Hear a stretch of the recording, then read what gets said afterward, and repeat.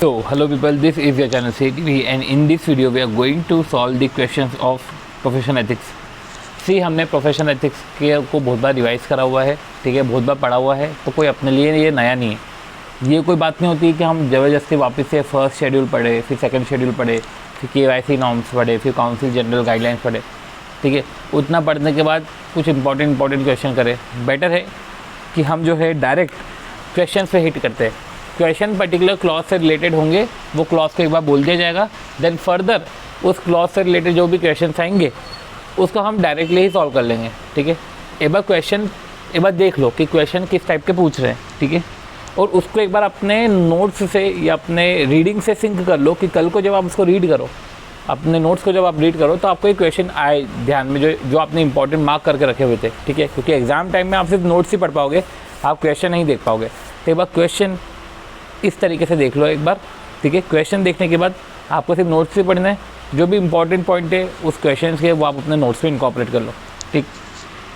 जिसने भी एक बार प्रोफेशनल एथिक्स पढ़ा हुआ है तो वो इस वीडियो को रेफ़र कर सकता है, वो इस वीडियो का बेनिफिट उठा सकता है, ठीक है।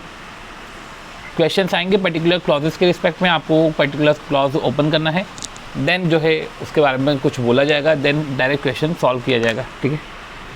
चलो, The Director Discipline of ICI received information about alleged misconduct against जय प्रकाश।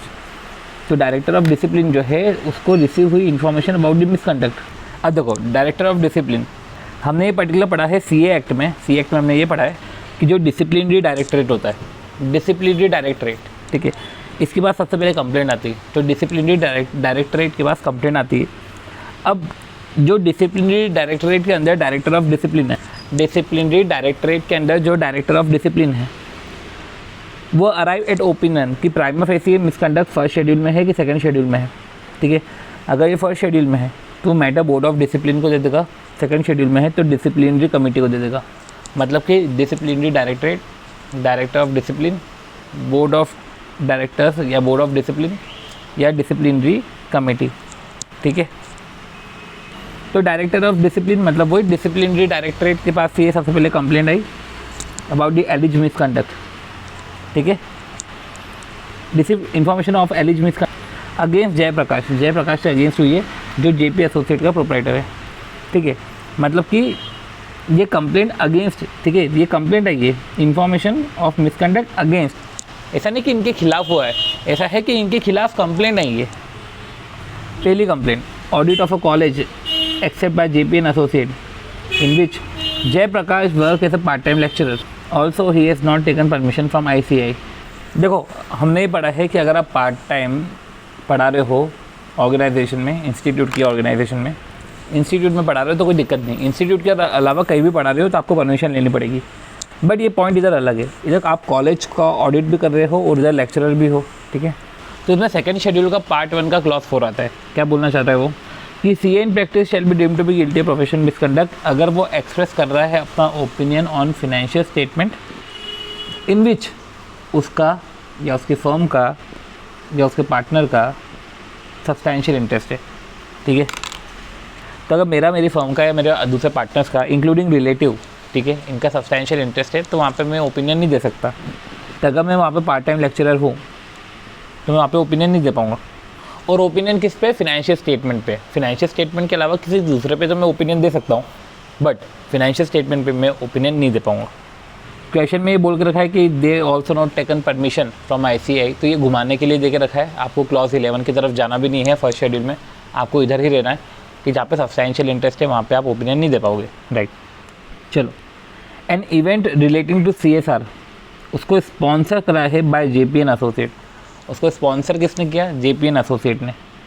अब whereby in sponsorship banner, ठीक है, नेम ऑफ मिस्टर जय प्रकाश as CA Jai Prakash, proprietor of JP and associate.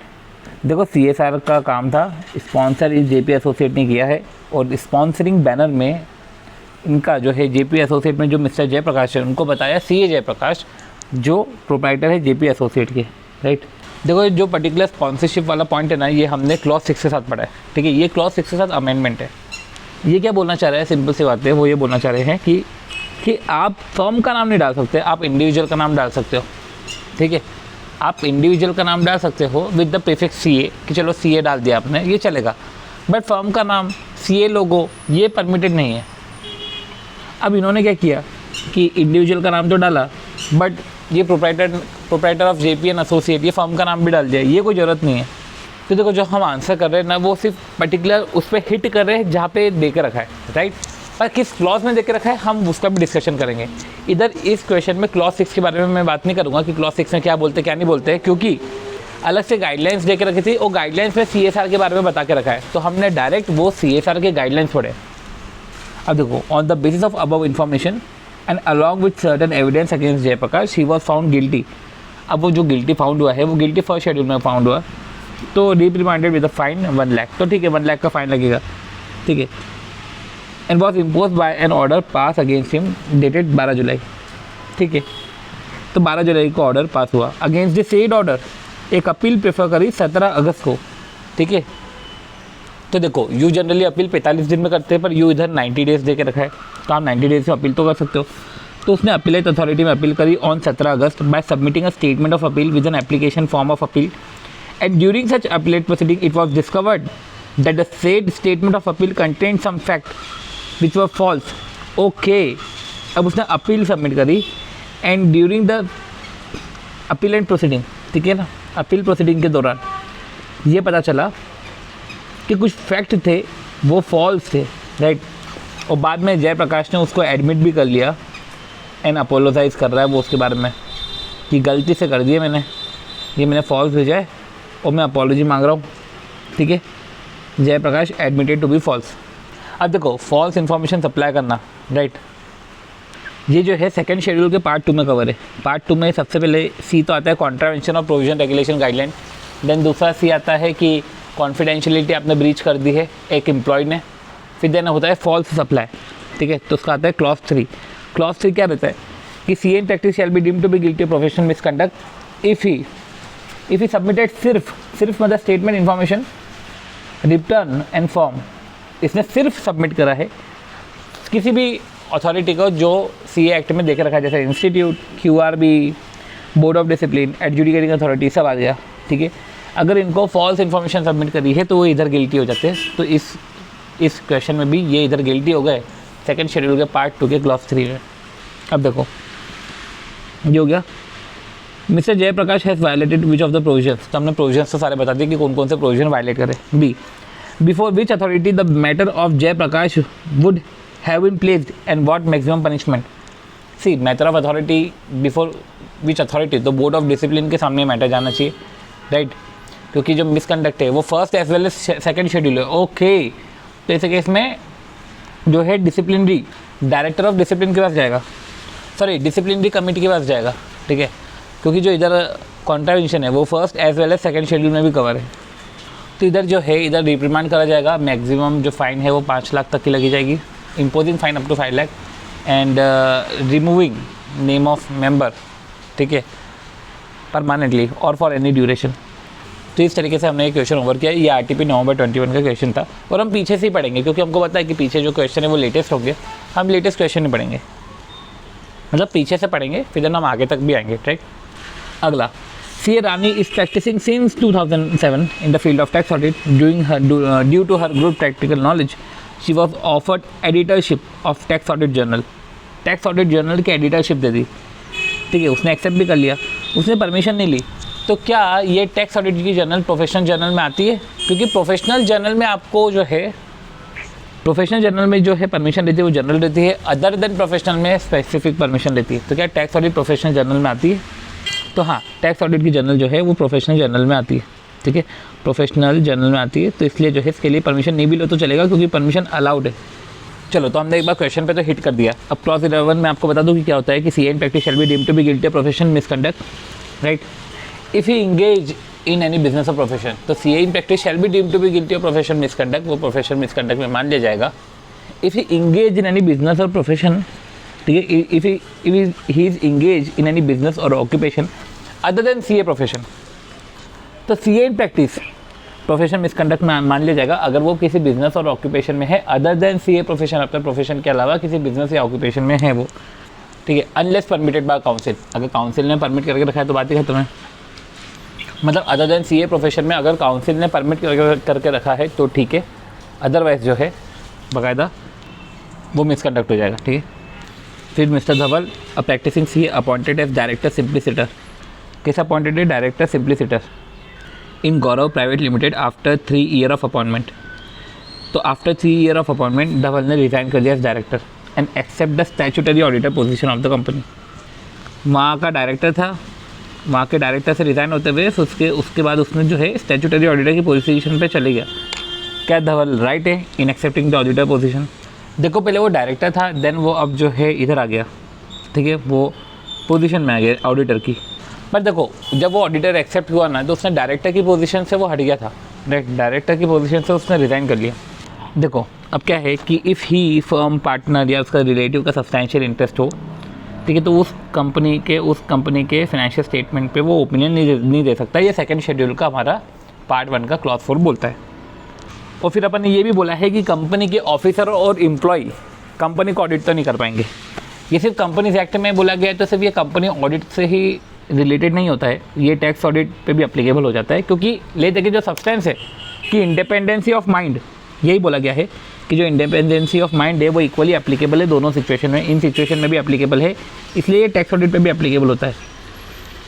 अब इधर जो है काउंसिल ने कुछ क्लैरिफिकेशन दिए थे, काउंसिल ने क्लैरिफिकेशन ये दिए थे कि member shall not accept assignment, वो ऑडिट का असाइनमेंट तो एक्सेप्ट ही नहीं कर पाएगा of a company for a period of 2 year after the date of completion of his tenure as director, कि उसने डायरेक्टरशिप का टेन्योर कंप्लीट कर लिया, उसके 2 साल तक उसके बाद वो ऑडिट नहीं कर पाएगा, ठीक है। या देखो कंप्लीशन कर लिया टेन्योर का, या तो वो रिज़ाइन हो गया, उसके बाद वो जो है 2 साल तक ऑडिट नहीं कर पाएगा। तो ऐसे केस में जो है तो ये अगर 2 साल के बाद ऑडिट एक्सेप्ट कर सकता है, क्योंकि अगर हम क्वेश्चन में देखें तो क्या लिखा हुआ है कि Dhaval practicing chartered accountant appointed as director simpliciter and then after 3 year of appointment Dhaval resign कर गया। इसके जो पर्टिकुलर जो फ्रेजिंग करनी थी क्वेश्चन की वो गलत करी है। इन्होंने इधर ऐसा माना है कि जो डायरेक्टर है वो डायरेक्टर अपॉइंटेड हुआ था एंड देन रिज़ाइन करने के बाद after 3 year of appointment Dhaval resign and accept the statutory auditor position. तो वो क्या बोलना चाह रहे हैं कि अपॉइंटमेंट के 3 साल बाद वो रिज़ाइन कर गया और उसने ऑडिटर की पोजीशन एक्सेप्ट कर ली, ठीक है। और क्लैरिफिकेशन में क्या देकर रखा है कि वो असाइनमेंट ऑफ ऑडिट एक्सेप्ट नहीं करेगा for a period of 2 year from the date of completion of his tenure, कि उसका टेन्योर कंप्लीट हुआ या उसने रिज़ाइन करा, ठीक है। क्वेश्चन में ये नहीं देकर रखा है कि रिज़ाइन के कितने साल बाद उसने ऑडिटर की पोजीशन एक्सेप्ट करी, उसमें तो ये बोला है कि अपॉइंटमेंट के 3 साल बाद, अपॉइंटमेंट के 3 साल बाद उसने रिज़ाइन किया एंड देन स्टैट्यूटरी ऑडिटर की पोजीशन एक्सेप्ट करी। अगर आप देखो तो क्वेश्चन में ये देख रखा है कि accept the position of statutory auditor of the company, ठीक है।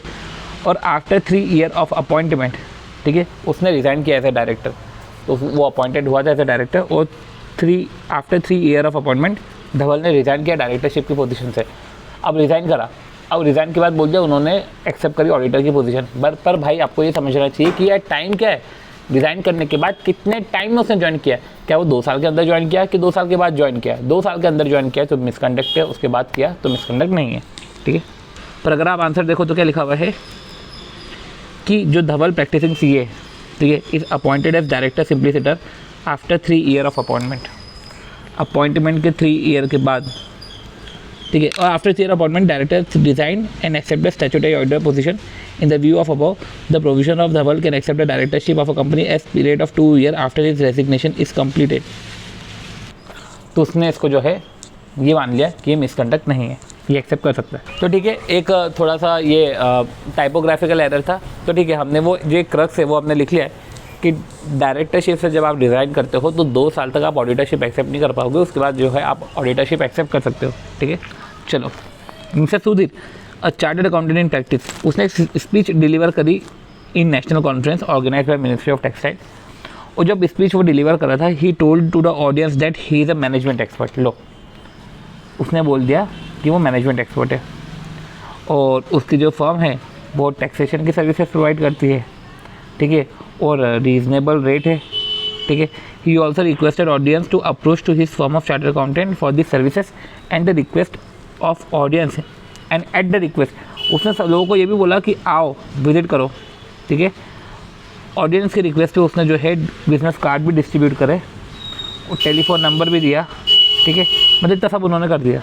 तो इधर क्लॉज 6 और क्लॉज 7 दोनों फंस जाएगा, ठीक है, क्योंकि वो क्या कर रहा है कि जो है लोगों को बोल रहा है कि अप्रोच करो in the form of chartered accountant, approach इस फॉर्म ऑफ चार्टर्ड अकाउंटेंट। अब ये जो है किसी भी तरीके से जैसे circular, advertisement, interview, personal communication, ये पर्सनल कम्युनिकेशन हो रहा है, ठीक है। तो एक तरीके से उन्होंने अप्रोच करा, सबको बोल रहे हैं कि हमारे फर्म में अप्रोच हमारे फर्म में आओ, ठीक है, ऐसे अप्रोच कर रहा है। अब देखो उसके बाद वो अपना प्रोफेशन, अटेनमेंट और सर्विसेज को हाईलाइट कर रहा है, ठीक है। साथ ही साथ वो बता रहा है कि वो मैनेजमेंट एक्सपर्ट है, मतलब कि यूजिंग कर रहा है डेजिग्नेशन अदर देन सीए, वो मैनेजमेंट एक्सपर्ट अपने आपको बता रहा है, ठीक है। तो क्लॉज 7 इधर से चले गया। वो ये बता रहा है कि मैं सर्विसेज जो है प्रोवाइड करता हूँ, तो advertise his profession, attainment and services, कि वो सर्विसेज प्रोवाइड करता है।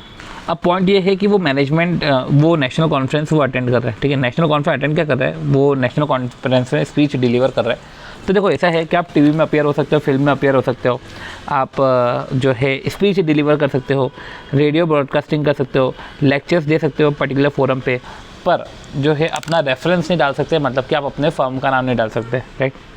Firm name, firm address, firm services, ये सब नहीं डाल सकते, ठीक है। तो पहले तो आप स्पीच डिलीवर कर सकते हो, चलो ठीक है, पर फर्म नेम मत डालना।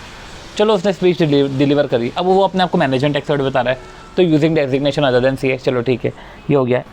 अपने एडवर्टीज़ करा अपने प्रोफेशनल, अटेनमेंट और सर्विसेज, ये तो क्लॉज 7 में उसको चले गया। अप्रोच कर रहा है, वो लोगों को बोल रहा है कि अपने हमारी फर्म में आओ, right, to approach his firm of chartered accountant. उन्होंने फिर जो है by way of personal communication, business cards उसने डिस्ट्रीब्यूट करा और सॉलिसिट कर रहा है क्लाइंट को, तो क्लॉज 6 में भी कवर हो गया। बाकी एमसीक्यू था, एमसीक्यू ये था कि आर जो फ्रेंड है पी का, अ सी इन प्रैक्टिस, तो mister R friend of mister P, a C in practice, तो जो आर है सी इन प्रैक्टिस है, उसने पी को इनवाइट करा to setup a network firm along with 2 more friend. All the 4 auditor agreed to the same, उन्होंने network firm start करी, RP and company. एक ऑडिटर बोलता है कि एंड कंपनी यूज़ नहीं कर सकते, तो उसने सही बोला, एंड कंपनी नहीं कर सकते, एंड अफिलिएट्स आप यूज़ कर सकते हो। ये नेटवर्किंग फर्म का अमेंडमेंट है, आप देख लेना।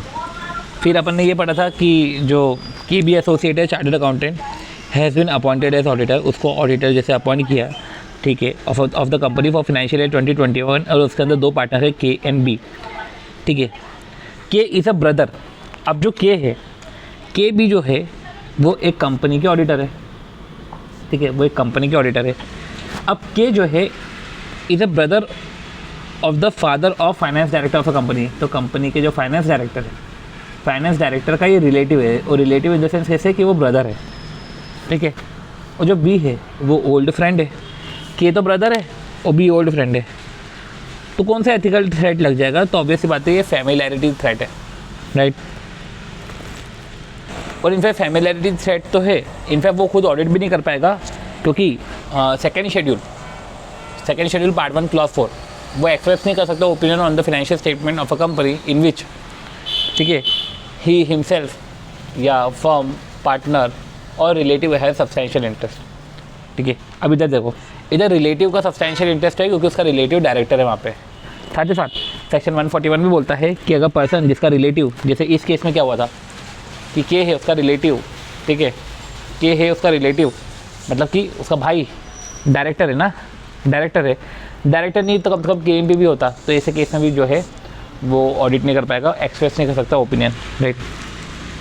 और इनफैक्ट चलो बी है, बी को हम समझते हैं, बी का कोई रिलेटिव तो है नहीं, बी का कोई रिलेटिव तो डायरेक्टर है नहीं, बी तो एक पुराना फ्रेंड है, बट वो नहीं है, बट उसके फर्म के अंदर जो दूसरा पार्टनर है के, उसका तो सब्सटेंशियल इंटरेस्ट है ना, ठीक है।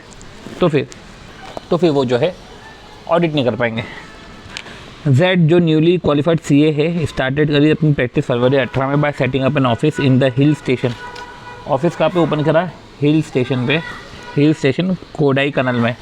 Initially he was getting very less assignment, he decided to set up a temporary office in the nearby Madurai, मर्दू जो भी है नियर बाय सिटी में उसने ओपन करा, जो 100 किलोमीटर अवे सिचुएटेड है from the main office.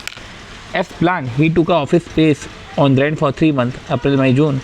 During this month regular office को जो है उसने क्लोज नहीं करा, राइट, उसने क्लोज नहीं करा। And mister Z was in charge for the both the office, तो उसने रेगुलर ऑफिस को तो क्लोज नहीं करा और वो दोनों ऑफिस का इंचार्ज है, ठीक है। और 100 किलोमीटर दूरी पे है। Mister a another newly qualified chartered accountant who is also in practice in Madurai come to know about the office of Mr. Z and thinking that he could be a potential competitor, she informed the institute stating कि Mr. Z ने violate करे provisions of C act. अब ऐसे member of board of discipline of ICAI you are requested to analyse this complaint कि क्या complaint सही है। तो देखो सिंपल सी बात है कि ठीक है, आप न्यूली क्वालिफाइड चार्टर्ड अकाउंटेंट हो और आपने जो है अपने हिल स्टेशन पे जो है सेटअप करा था अपना ऑफिस।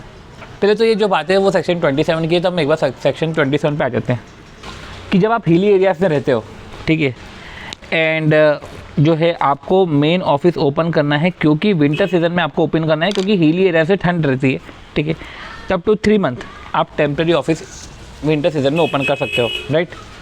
तो ऐसे केस में आपको पर्सन इंचार्ज रखने की ज़रूरत नहीं है, अदरवाइज़ पर्सन इंचार्ज रखने की ज़रूरत तो पड़ जाती है। मतलब ऐसा है कि अगर आपका एक से ज़्यादा ऑफिस है देन पर्सन इंचार्ज, और पर्सन इंचार्ज कौन होना चाहिए, वो जो मेंबर हो, साथ ही साथ वो पार्टनर या एम्प्लॉय में से कोई एक हो, ठीक है। तो मेंबर साथ ही साथ पार्टनर या एम्प्लॉय में से कोई एक हो, वो पर्सन इंचार्ज होगा जो एक्टिवली एसोसिएट होगा उस कंपनी उस पर्टिकुलर ब्रांच से। पर्सन इंचार्ज जो है एक्टिवली एसोसिएट होगा उस दूसरे ऑफिस से। एक्टिवली एसोसिएट का मतलब है कि जिस सिटी में ऑफिस है, ठीक है, उस सिटी में वो रिसाइड करता हो 182 दिन या उससे ज़्यादा, या चलो जिस सिटी में ऑफिस है वो उस सिटी को बिलोंग नहीं करता है, तो ऐसे केस में वो उस सिटी में उस ऑफिस में विजिट करे 182 दिन या उससे ज़्यादा। तो ऐसे पर्सन इंचार्ज को आपको रखना पड़ता है, राइट। पर 2 सिचुएशन में नहीं रखना पड़ता कि अगर आपका हिली एरियाज़ में ऑफिस है जो कि इधर था, पर आप हिली एरिया से प्लेन्स में आ रहे हो विंटर सीजन में, ठीक है, तो आप टेम्प्रेरी ऑफिस 3 महीने तक का ओपन कर सकते हो, पर उसमें भी जो है ICAI को इन्फॉर्म करना पड़ता है 1 महीने के अंदर। इनफैक्ट जब आप ओपन करो तब भी करना पड़ता है, जब आप क्लोज़ करो तब भी करना पड़ता है। और उसमें भी जो है आपका जो मेन ऑफिस है वो क्लोज़ नहीं होता है, करस्पॉन्डेंसेस जो है आपके रेगुलर ऑफिस में ही जाते हैं। एंड वो टेम्प्रेरी ऑफिस की डिटेल्स आपको डॉक्यूमेंट्स में भी मेंशन करने की ज़रूरत नहीं है। इधर तो वो हिली एरिया से उसने टेम्प्रेरी ऑफिस इसलिए शिफ्ट हुआ है वो क्योंकि उसको लेस असाइनमेंट मिल रहे थे, तो ये रीज़न तो अलग ही है। अब जब लेस असाइनमेंट मिल रहे हैं तो ऐसा है कि उसने दूसरा ऑफिस ओपन किया। अब ऐसा है कि जब आप दूसरा ऑफिस सेम प्रीमाइस में ओपन करते हो या सेम सिटी में, या तो चलो सिटी के बाहर पर 50 किलोमीटर के अंदर from the municipal area, from the municipal limit, तो चलता है। पर इधर तो 100 किलोमीटर से दूरी है, तो ऐसे केस में आपको पर्सन इंचार्ज तो अपॉइंट करना ही था, राइट। देखो अब इधर एक पॉइंट था, एक पॉइंट ये है कि जो मैंने आपको बोला कि वो हिली एरियाज में प्लेन्स में आ रहा है क्योंकि विंटर सीजन है, तो ऐसा नहीं है। वो पॉइंट को हटाओ, वो हिली एरिया से प्लेन में आ रहा है, 3 महीने तक के लिए आ रहा है। अब वो कारण कुछ भी हो सकता है, ठीक है, पर वो 3 महीने तक के लिए आ रहा है। पर ऐसा है कि उसको ये जानकारी विंटर के पहले देनी पड़ेगी। आप किसी भी कारण से आओ यहाँ पे, आपको जानकारी विंटर के पहले देनी पड़ेगी, राइट। ये लिखा हुआ है कि before commencement of winter it shall be obligatory है, मेंबर के लिए ऑब्लिगेटरी होता है, फर्म के लिए होता है, टू इन्फॉर्म द इंस्टीट्यूट कि वो अपना टेम्प्रेरी ऑफिस ओपन करने जा रहा है, ठीक है, इस पर्टिकुलर तारीख से 3 महीने तक के लिए। और जब ये टाइम एक्सपायर हो जाएगा, ठीक है, उसके 1 महीने के अंदर मैं आपको बता दूंगा, ठीक है। तो after the office is close at the expiry of the period of permission, तो after the office is close after the at the expiry of period of permission, कि जितना पीरियड है परमिशन, जितना परमिशन दे के रखा है, जितने पीरियड का परमिशन दे के रखा है, उसके बाद जब हमने क्लोज किया office, and intimation to that effect हम वो भी आपको सेंड कर देंगे, ठीक है। सो जो MCQ में ये सॉल्यूशन है, ये सॉल्यूशन पूरा जो है कॉन्टेक्स्ट चेंज कर रहा है। आपने इसके पहले पढ़ा होगा कि विंटर सीजन में ओपन करना है, हिली एरिया से प्लेन एरियाज़ में आना है, 3 महीने के लिए आप आ सकते हो, रेगुलर ऑफिस को क्लोज नहीं करना है, वो ओपन रहेगा फॉर करस्पॉन्डेंसेस, टेम्प्रेरी ऑफिस का नाम आपके लेटर हेड, विजिटिंग कार्ड, इन सब में नहीं आएगा। ये सब हमने पढ़ा था। बट अब ये MTP का आंसर पढ़ने के बाद हमको ये समझ में आया है, और इसको अभी हमने चेंज कर दिया है। फर्दर अगर कोई हमको इन्फॉर्मेशन अपडेट मिलेगी हम उसको चेंज करेंगे। पर देखो क्या बोल दिया है कि टेम्प्रेरी ऑफिस आप 3 महीने तक के लिए ओपन करो, आप किसी भी कारण से ओपन कर सकते हो। ऐसा नहीं कि विंटर सीजन में ही आना है, पर यह है कि विंटर सीजन के कमेंसमेंट के पहले आपको एक बार इंस्टीट्यूट को बताना है कि हम इतने पीरियड के लिए ओपन रहेंगे, और क्लोज होने के बाद भी 1 महीने के अंदर आपको इंस्टीट्यूट को इंटीमेट करना है कि हमने क्लोज कर दिया है। ये पॉइंट है। अब भले ही हिली एरियाज़ और प्लेन एरियाज़ में डिफरेंस 50 किलोमीटर से ज़्यादा हो, वो मैटर नहीं करता, सेपरेट पर्सन इंचार्ज नहीं लगेगा, ठीक है। तो Z is not guilty of professional misconduct, Z guilty of professional misconduct नहीं है। ये पर्टिकुलर इसका आंसर निकलता है, जो कि क्वाइट सरप्राइजिंग है क्योंकि कुछ नया है पॉइंट है, राइट।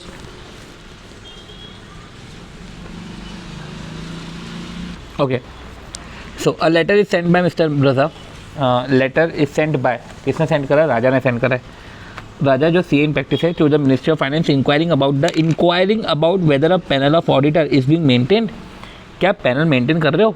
तो देखो आप इंक्वायरी कर रहे हो कि वेदर क्या panel of auditor exist is being maintain by the ministry, if so include his name, अगर है तो आप नाम इंक्लूड कर दो। He is also include his CV।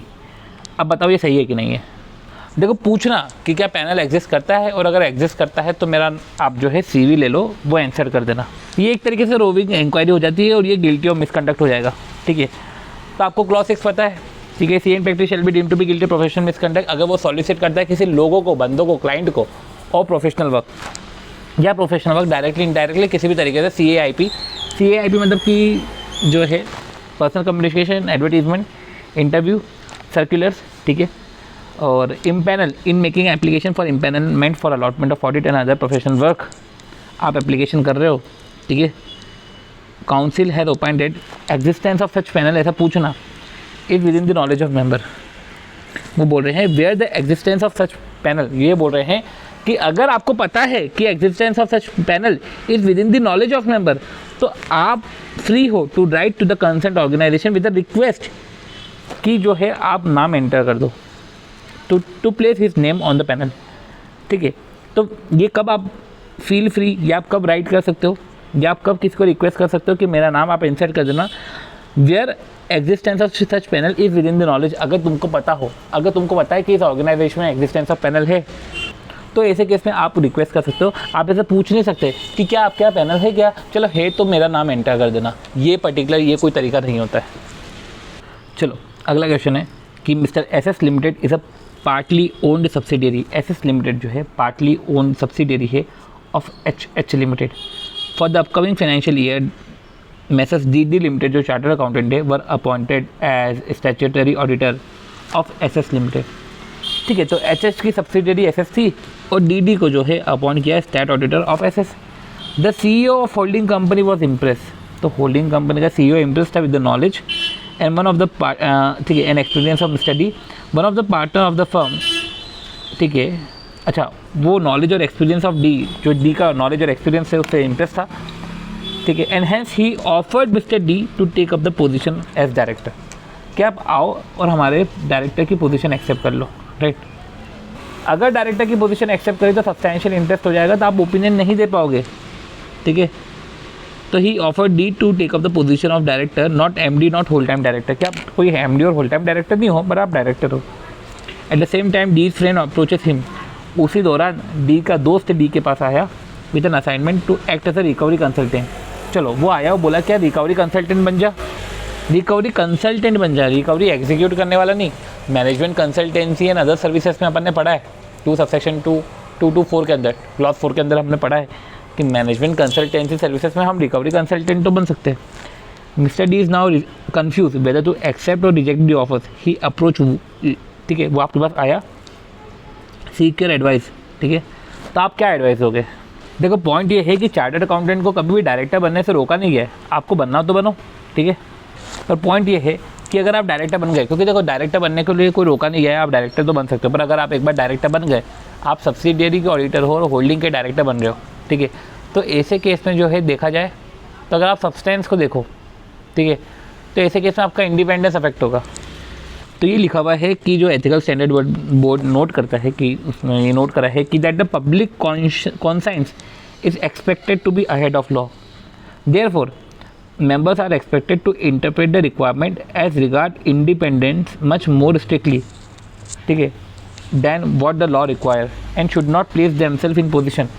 Member को इंडिपेंडेंसी जो है उसको स्ट्रिक्टली प्रिज्यूम करना चाहिए, स्ट्रिक्टली समझना चाहिए, ठीक है, इंटरप्रेट करना चाहिए, और कभी भी अपने आप को should not place themselves in position which would either compromise or jeopardise there independence. तो कभी भी अपने आप को उस पोजीशन पे नहीं रखना जिससे आपकी इंडिपेंडेंस कॉम्प्रोमाइज़ हो रही है। सी, तो इसमें देखो जो है सेकंड शेड्यूल का पार्ट 1 का क्लॉज 4 इधर अप्लीकेबल नहीं हुआ, क्योंकि हमने वो पढ़ा था कि इफ़ ही पार्टनर फर्म और रिलेटिव अगर सब्सटैंशियल इंटरेस्ट है उसका कंपनी में, तो उस कंपनी के फाइनेंशियल स्टेटमेंट पे वो ओपिनियन नहीं दे सकता।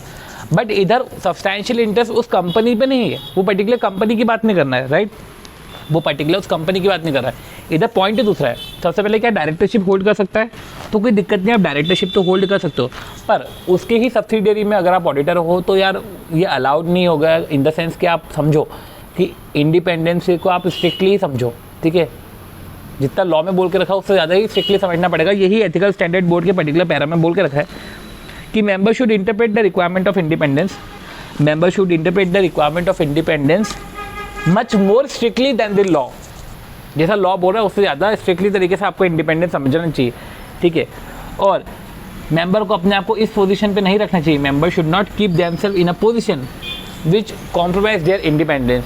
तो जनरल परमिशन तो है बट फिर भी आप एक्सेप्ट मत करो, आपको मना नहीं है बट फिर भी आप एक्सेप्ट मत करो, आपकी इंडिपेंडेंसी अफेक्ट हो जाएगी। रही बात दूसरा पॉइंट है कि दोस्त आ रहा है वो बोल रहा है कि रिकवरी कंसल्टेंट बन जा बैंक का, तो आप वो तो बन सकता है, रिकवरी कंसल्टेंट बैंक का बन सकता है, ठीक है, पर रिकवरी कंसल्टेंट सिर्फ बैंक का ही, ऐसा नहीं कि इंडिविजुअल किसी पर्सन की उधारी है उसको कुछ रिकवरी करवाना है और आप उसके रिकवरी कंसल्टेंट बन गए, राइट। और रिकवरी कंसल्टेंट ही बनना है, रिकवरी एग्जीक्यूट नहीं करना है, रिकवरी कंसल्टेंट आप बैंक के बन सकते हो। टू द जेड को जो है ऑडिटर सब्सिडियरी कंपनी को ऑडिटर का असाइनमेंट नहीं लेना, होल्डिंग कंपनी के डायरेक्टर का ऑफर नहीं एक्सेप्ट करना चाहिए, पर वो रिकवरी कंसल्टेंट बन सकता है, राइट। तो देखो इस तरीके से हमने प्रोफेशनल एथिक्स के कुछ सेट ऑफ क्वेश्चंस करे हैं। नेक्स्ट वीडियो में हम फर्दर क्वेश्चंस करेंगे, ठीक है। तो ऐसे छोटे छोटे वीडियोस इशू करे हैं ताकि जो है वो देखने में भी आ जाए और क्वेश्चंस भी आपके सारे हो जाए। इधर हम पॉइंट सारे समझे बेटर जो है कि एक अपन ने होल्डिंग कंपनी का डायरेक्टर नहीं बनना, ये अपन ने समझा, रिकवरी कंसल्टेंट बैंक का ही होना चाहिए, वो अपन ने देखा। एमटीपी का एक पर्टिकुलर पॉइंट देखा था जहाँ पे विंटर सीजन वाला आ रहा था कि विंटर सीजन के पहले आप बस कम्युनिकेट कर देना, आप किसी भी कारण से प्लेन में आ सकते हो, कोई दिक्कत नहीं है। डिस्टेंस 50 किलोमीटर से ज़्यादा भी हुआ तो कोई दिक्कत नहीं है। साथ ही साथ हमने एक पॉइंट देखा था कि रिज़ाइन करने के 2 साल के अंदर आपको ऑडिटर का अपॉइंटमेंट एक्सेप्ट नहीं करना उस कंपनी के, राइट। ये पर्टिकुलर हमने पॉइंट देखा था और कुछ अच्छे पॉइंट्स भी हमने समझे थे, जहाँ पे हमने नेटवर्किंग फॉर्म का भी एक क्वेश्चन, एक MCQ देखा था, राइट। तो इस तरीके से हम हमारा वीडियो इधर ओवर करते हैं। अगर वीडियो अच्छा लगे तो please do like the video, share the video and subscribe to the channel CA TV। हम मिलते हैं हमारे नेक्स्ट वीडियो में, बाय।